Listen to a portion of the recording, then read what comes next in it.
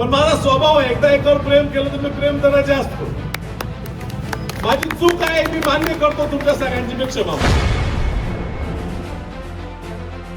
त्यामुळे कुणाला घालवण्याच्या आधी त्याचं तेच निघून गेलं हे लय बरं. मी ह्या आम्हाला चिरंजीवाला ह्या निवडणुकीत उभं करत असताना, तिकीट देत असताना माझी बायको 1 वर्षाचं बाळंतीण बाळ घेऊन सुद्धा घरोघरी तुमच्या प्रचारात फिरली. मी जुळणी करून देतो. स्वतः लिहिले त्यांच्या पुस्तकात की मी वसंतदादांना बोलवून घेतलं, पंतप्रधान व्हा. वसंतदादा बोलले मी गद्दारी करणार नाही, पंतप्रधान इंदिरा गांधी वारले त्यांच्या मुलाला करायचं. खासदारची बायको फिरताना गल्लीतल्या लाईटा कट केल्या जातात आजकाल. काय विकास केला गेल्या 5-7 वर्षात तरी सांगावं. एक काम दाखवावं जे काम माझ्या पत्राशिवाय मंजूर झालं असेल. एक काम दाखवा. बोलायला कोण घेईनच. एकदा आपण प्रतिमा स्वतःची तयार केली ना की आम्ही सगळे गुंड हाताळतो, कुणाचाही खून करा मी तुला सांभाळतो, कुणालाही पळवून नये मी तुला वाचवतो, कुणी प्रचाराला ये तुला मी दम देतो, कोणी समोर. अशी एकदा प्रतिमा तयार झाली ना तर चांगली शेजारी यायला घाबरतात, कारण त्यांना बाहेर दुसरीकडे पण जायचं असतं. आणि असं केलं चांगली लोक शेजारी जी असतात ती एक एक करून निघून जातात. मला स्वतः तसंच वाटू लागलेलं निघून जाऊ. पण माझा स्वभाव आहे, एकदा एकावर प्रेम केलं तर मी प्रेम जरा जास्त करतो. माझी चूक आहे, मी मान्य करतो. तुमच्या सगळ्यांची मी क्षमा मागतो. पण देव माझ्यावर खूप मेहरबान आहे. त्यामुळे कुणाला घालवण्याच्या आधी त्याचं तेच निघून गेलं हे लय बरं झालं. मला अजून कळलं नेमका अन्याय कुठला झाला. रोज मला ऐकायला मिळते हमालाचा मुलगा मोठा होतोय, ह्यांना वाईट का वाटत. 2018 साली तुम्ही कुणाचे हमालाचे चिरंजीव होतात ना.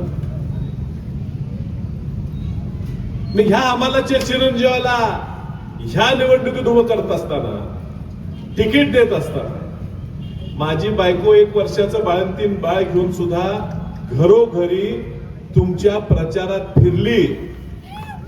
या ठिकाणी देवानंद बापू सारखा कार्यकर्ता आहे. दीपक माने तुमच्या विरोधात, देवानंद बापूने घराघरात प्रचार केला, सगळीकडे गेले, मत मागितली. आज तागात तुम्ही यांच्या तोंडातनं, माझ्या बायको तोंडातनं, इथं आल्या आमच्या घरच्यांच्या तोंडातनं कधी ऐकले की आम्ही उपकार केला? कधी ऐकले का मी चप्पल झिजवली म्हणून? कधी आम्ही बोललो तुम्हाला निवडून देताना, तुम्हाला स्टँडिंग देताना, तुम्हाला कामं देताना आम्ही चपला झिजवल्या असं कधी बोललो? एवढे वर्ष आम्ही सत्ता केली, किती लोकांना पद दिली असतील. वसंतदादांनी तर मुख्यमंत्री घडवले, पंतप्रधान.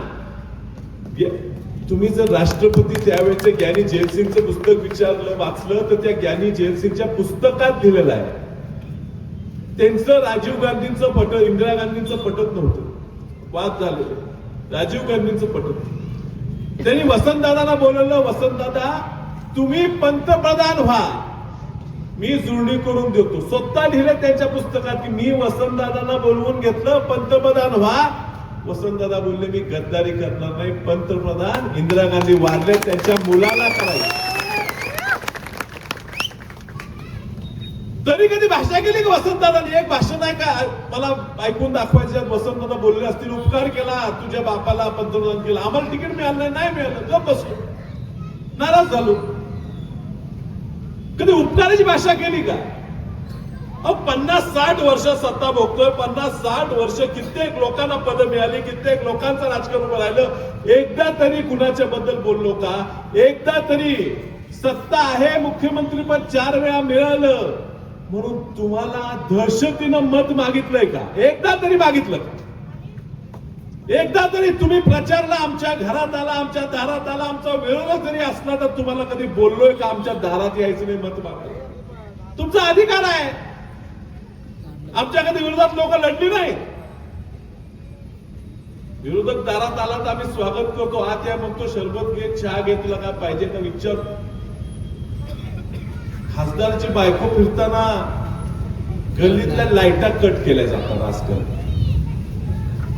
आणि ही म्हणतात मी टीका करणार नाही, मी विकासाच्या गोष्टी करणार.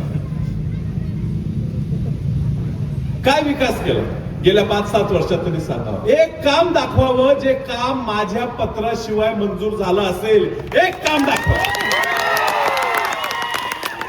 हो, माझी चूक झाली, मला नाही सांगतायत, मला गरज वाटत नाही, मला वाटतं माझं काम आहे. या ठिकाणी प्राथमिक आरोग्य केंद्र झालं. ह्या महापालिकेत 10 प्राथमिक आरोग्य केंद्र मंजूर झाले. 10. 20 प्रभाग आहेत, 10च मंजूर झाले. 2 प्रभागात मिळून 1 करायचं ठरलं. हा सांगली महापालिकेतला एकुलता एक प्रभाग आहे, प्रभाग नंबर 11, ज्या 2 प्राथमिक आरोग्य केंद्र एका प्रभागात झाले. हिथंही झालं आणि त्या आमच्या कारखाना परिसरात सुद्धा झालं. 2 उभे केले. एवढं मोठं हॉस्पिटल वाढ करत गेलो, रस्ते देत गेलो, गटरी देत गेलो, कोट्यावधी रुपये दिले. कामं कोण केली? कॉन्ट्रॅक्टर कोण होत? मोठं कोण झालं? काय नेमका अन्याय झाला? बोगस बिलं काढता आली नाही, अन्याय झाला का? काम न करता बिलं काढता आली नाही, अन्याय झाला का? पुन्हा आता आज परवा भाषण आमच्या दारात येऊन करून गेले. मी टीका करणार नाही, आणि आजचं पूर्ण भाषण माझ्यावरच टीका. काँग्रेस बद्दल मला सांगतात, काँग्रेसवर माझं मी सांगितलेलं, मी नेहमी सांगतो, या काँग्रेस पक्षावर माझं एकतर्फी प्रेम होतं, आहे आणि राहणार. मला नाही पटत भाजपचा विचार. असा विचार जो ह्याला वेगळा समजतो, जो डॉक्टर बाबासाहेब आंबेडकरांनी दिलेलं संविधान आहे त्याला खोटा समजतो, त्याला बदलायचा प्रयत्न करतो. जे अण्णाभाऊ साठेंसारखे विचार आहेत, शाहूंचे, फुलेंचे विचार आहेत, त्याच्या विरोधात विचार मांडतो, ते भाजपचे विचार मला पटत नाही. मी जाऊ शकत. तुम्हाला जायची इच्छा होती, मी सांगितलं जाऊ नको. फसवी पार्टी आहे. तुम्हाला काम पाहिजे होते, तुम्हाला पैसे कमवायचे होते, तुम्हाला एक शस्त्र म्हणून उपयोग करून स्वतःचा घेऊन घ्यायचा होता. मी तुम्हाला सांगतो, आमचा वसंतदादांचा इतिहास असेल, पण आम्ही तुम्हाला आमच्या ह्या घराचा इतिहास आहे. प्रतीकदादा खासदार निवडून आले, त्या दिल्लीत त्यांना मंत्री करण्यात आले. वसंतदादा मारल्यानंतर, मुख्यमंत्री गेल्यानंतर आपल्या शहराचं नुकसान झालं का? तर होत झालं.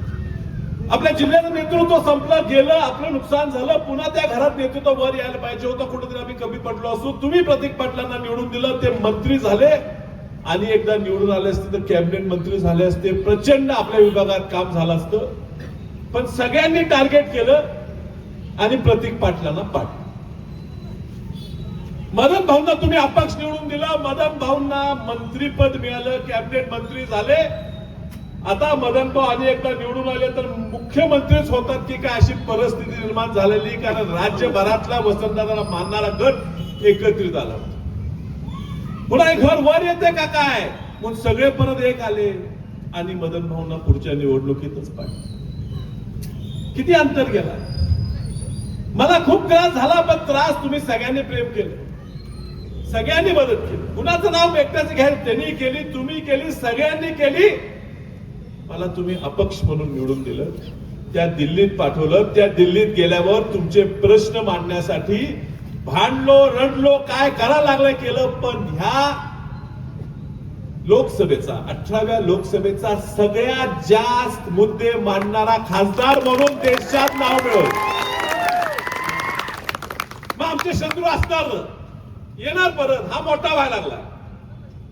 ह्यांच्या घरातलं कोणतरी ताकदीनं पाडलं पाहिजे. ह्यांचा वॉर्ड सुद्धा महापालिका यांच्याकडनं काढला पाहिजे म्हणून येणार. प्रतीक पाटील मोठा होईल, प्रतीक पाटलांना पाडलं. मदन पाटील मोठा होतील म्हणून मदन पाटलांना पाडलं. विशाल पाटील लय मोठं व्हायला लागलं. हे घर संपलं पाहिजे म्हणून तुम्हाला भाजपने घेतले तिघांना, आणि शस्त्र म्हणून ह्या घराच्या विरुद्ध वापरायचा प्रयत्न चाललेला.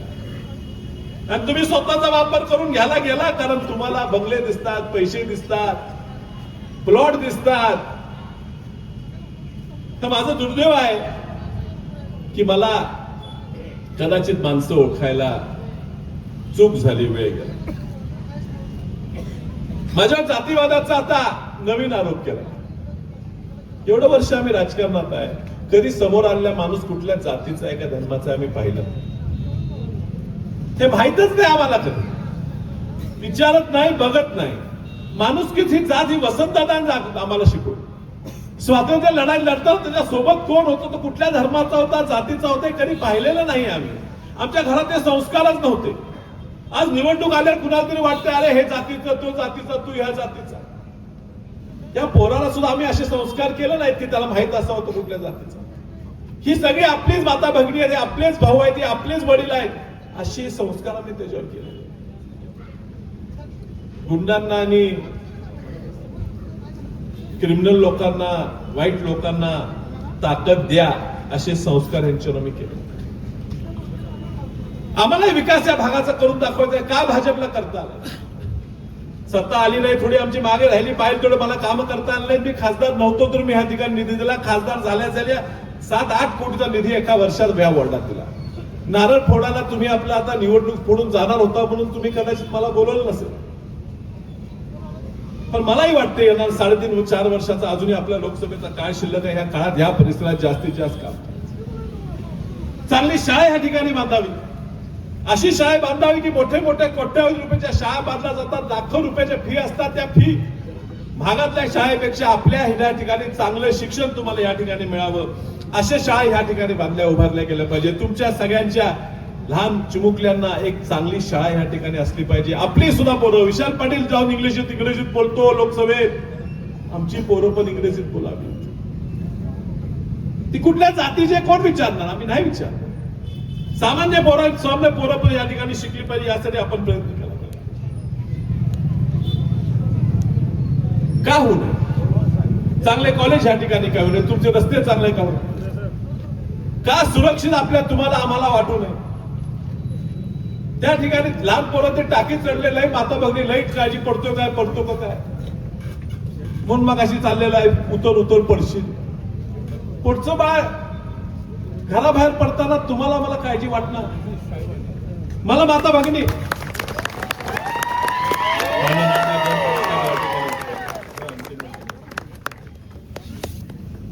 भगिनी म्हणतात, दादा आम्हाला सगळा प्रचार या पॅनलचा करायचा आहे. रमेश सरजी 18 वर्ष त्या कुटुंबाचा राजकारणापासून सत्तेपासून लांब आहे, त्यांना एक संधी देऊया. दिली सगळ्यांना संधी, रमेश सरजी सारख्याला आपण संधी देऊया. त्या नंदू कोळेकरच्या आमच्यासाठी राबल्या, आमच्या वसंतदादा घरासाठी राबलेला माणूस, त्यांचं निधन झालं, भावाचं निधन झालं, पोराचं निधन झालं, पुतण्याचं निधन झालं. एवढी ट्रॅजेडी त्या घरात झाली, त्याला कुठेतरी संधी द्यावी. सामान्य कुटुंबातलाच पोरगा आहे. तुम्ही मोठं झाला, दुसरं कोणी होऊ नये. नंदू कोळेकर सारख्या माणसाच्या पोरी नगरसेवक होऊ नये का म्हणून तिला आम्ही या ठिकाणी मदत. हे अजित जाधव आतापर्यंत दुसऱ्याच काम करत आले, स्वतःचे पदार्पण करून दुसऱ्या निवडून देत आले. आज ह्या परिसरात मला एक तिसरा उमेदवार द्यायचा होता, मी त्यांच्या घरात उमेदवारी द्यायचा निर्णय घेतला. माझा काय चूक? उदय चांगला पण ह्या वेळेस दुसऱ्यासाठी राबणारा, पक्षाशी एक दिवस राहिला माणूस, त्याच्या घरात आज जर आमदारकी येत असेल तर का द्यायची? म्हणून ह्या सगळ्यांसाठी आपण उमेदवारी दिली. हे पॅनलला ताकद आले, पण सगळ्यांनी विनंती केली तुमच्या घराचा उमेदवार द्या. खूप दहशत आहे. एवढं अशी कशी दहशत? अशी चांगली लोक येत आहेत. देऊया हर्ष बाबा. तो पहिल्या दिवशी प्रचाराला गेला, पहिल्या दिवशी त्याच्या आडव्या मोटरसायकल मारायला सुरू. माफ करा, आम्ही तुम्हाला कुठेतरी दुर्लक्ष झालं. त्या लोकसभा निवडणूक होती, आम्ही त्यात लक्ष दिलं म्हणून तुमच्या ह्या भागात काय चाललंय ह्याच्यावर कदाचित आमचा दुर्लक्ष झाला. ह्याच्या पुढे होणार नाही. जेवढं सहन करायची क्षमता आमच्यात आहे, तेवढं मोडून काढण्याची क्षमता सुद्धा आमच्यात आहे. वेळ प्रसंगी तेही करू. आमचे संस्कार आमच्या आडवे येतात, पण कधी कधी गरज पडली तर तेही माफ आणि आम्हाला जे करार आहे ते करू. कुणालाही येतं, आमच्यावर काही होते. तुमच्या कुणालाही जर हात लावायचा प्रयत्न केला तर विशाल पाटील ह्या ठिकाणी तुमच्यासाठी उभं राहणार आणि माझ्या पाठीमध्ये आता जयंत पाटील साहेब आहेत, विष्णू कदम साहेब सुद्धा या ठिकाणी. त्यामुळे तुम्ही कुठे घाबरून जाऊ नका. या लोकांना संधी द्या, मला एक संधी द्या. मी ह्या ठिकाणी तुम्हाला विश्वास देतो. हो, ह्या ठिकाणी माझ्या विरोधात सगळी एक येतील, पैसे खर्च करून तुम्हाला मतं तुमची विकत घ्यायचा प्रयत्न करतील, धमकावून जातील, सगळं करतील. पण ही संधी द्या, ह्या 4 लोकांना निवडून द्या. त्यांच्याकडनं कमी पडतं. मी माझं पूर्ण कुटुंब तुमच्यासाठी ह्या ठिकाणी राबून मला एक दाखवायचं आहे, राबवून दाखवायचं आहे की मी ह्या ठिकाणी तुमच्यासाठी उभं राहू शकतो. कुणी सांगणार मी इथं येतो, मी तिथून येतो. मला माझ्या कुटुंबाचं सगळं सेटल आहे. आम्हाला कुठे प्लॉट विकत घ्यायला जायचं नाही, आम्हाला कुठे कॉन्ट्रॅक्ट घ्यायला जायचं नाही, आम्हाला तो कुठला व्याप नाही. आम्हाला एकच व्याप आहे, तो तुमच्या सगळ्यांची सेवा करणं आणि ते प्रामाणिकपणे मी करणार. वेळ कमी असल्यामुळे क्षमा मागतो, मला कमी भाषण थांबावं लागते. पण तुम्ही आजपर्यंत माझ्या बरोबर राहिला आहात, मला तुम्ही प्रेम दिलं आहे. हेच प्रेम तुम्ही माझ्या कुटुंबियाच्या, माझ्या ह्या पॅनलच्या मागे द्यावं, ठेवावं ही तुम्हाला विनंती करतो, कळकळीची विनंती करतो. हाताच्या चिन्हासमोरील 4 बटन दाबून त्या 4घांनाही निवडून द्या ही विनंती करतो आणि आपली सगळ्यांची रजा घेतो. नमस्कार.